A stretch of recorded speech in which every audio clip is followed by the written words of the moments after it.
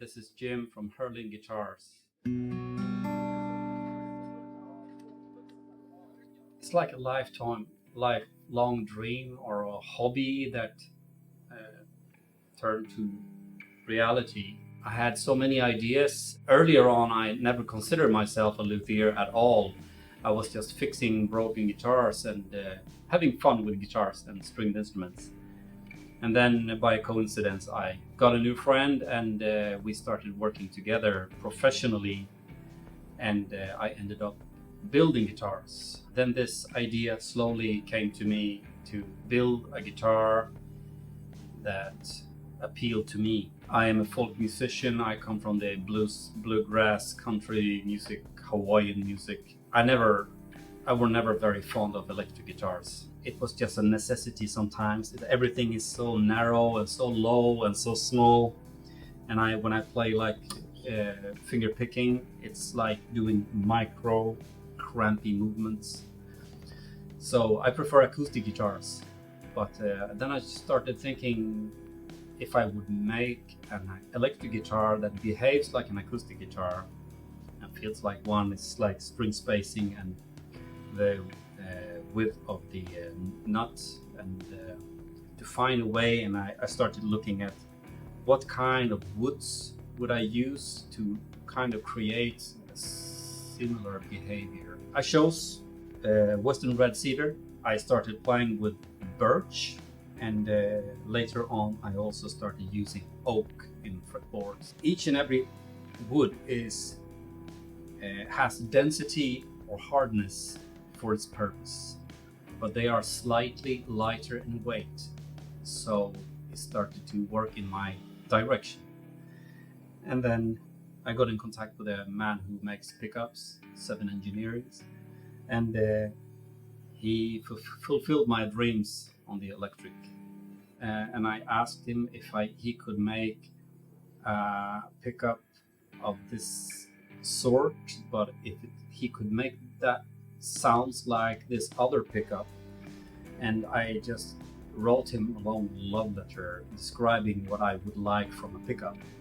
And I wanted him to clean up the bass register and the mids, lower mids, and make a pickup that has this shimmer, treble shimmer, and very dry, stringy bass.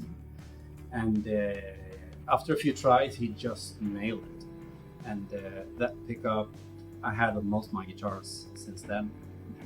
And I also added a piezo pickup hidden in body. So once you're happy with your settings on the electric guitar side, you can just dial in some piezo and it opens up like an acoustic guitar. And that together with the woods kind of created an acoustic-like guitar. I don't like onboard electric high-tech stuff. I don't want any batteries or shit in the guitar. I want it to be a piece of wood that works whenever you want to play it. So the piezo is passive. Everything is passive, and I don't want a guitar that sounds exactly like an acoustic. I want a guitar that behaves somewhat like an acoustic, and an electric guitar that has its own interesting voice, just pieces of wood vibrating together. So traditional guitars like Strata and Telecaster and Les Paul doesn't appeal to you? No, they don't. They are too heavy, too narrow, too everything. Okay, absolutely. Do you use chamber techniques in your guitars to kind of get more resonation out of them, or No. I use cedar wood. If I would make them lighter, I would have to hold them down. Okay. They're already like 2.3 kilos. Oh my. For a complete guitar. Oh my. That's nothing. So yeah, that gives you a hint of how much it vibrates when you stroke a chord. Yeah. My bass model is called Arbolito, which means baby tree or small tree. And it's a small guitar, and it's all about wood. So I thought it was suitable and Cute name.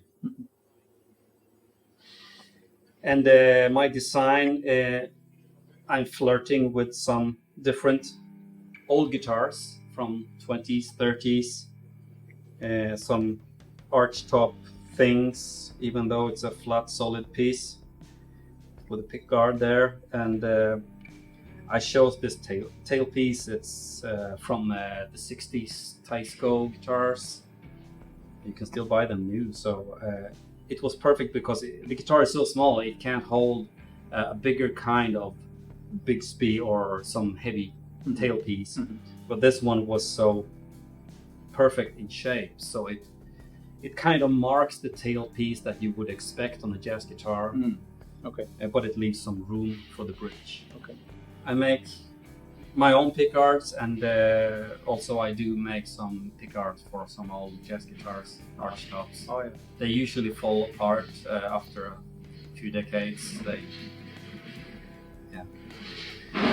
Another thing is that very early on, when I started working with this guitar, I kind of soul searched to find everything I would like on an electric guitar to make it interesting, and that is for me to flirt with the history, both with lines and also the bindings. I always liked the Weissenborn guitars, old ukuleles, and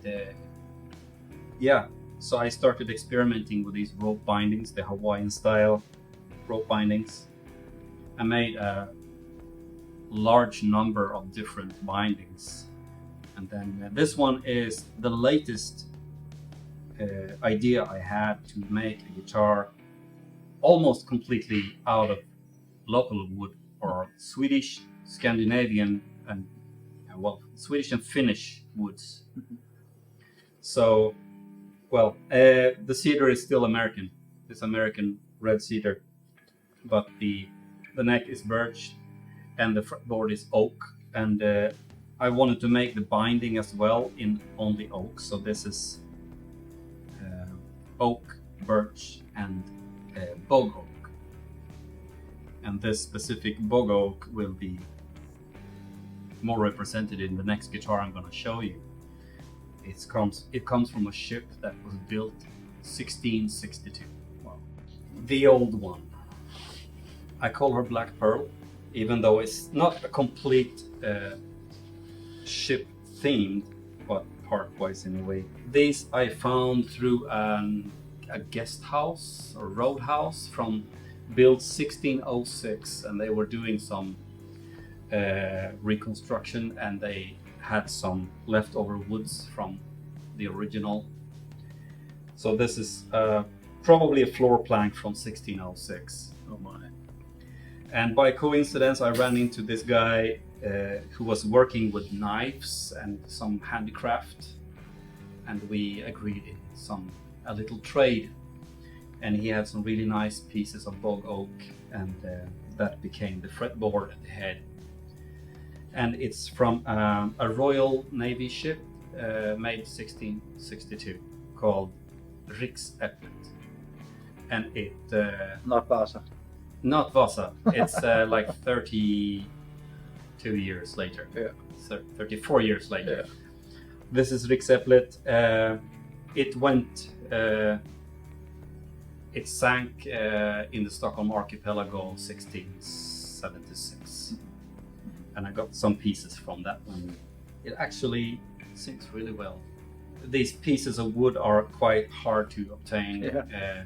They are very limited, especially a piece of bog oak in a size for a fretboard and a headstock, without any cracks or any disturbing things.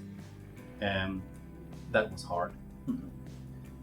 And also the binding around the fretboard and everything. So I priced this one roughly 3,500 euro. My regular guitars are usually around 2,000, 2,200 euro.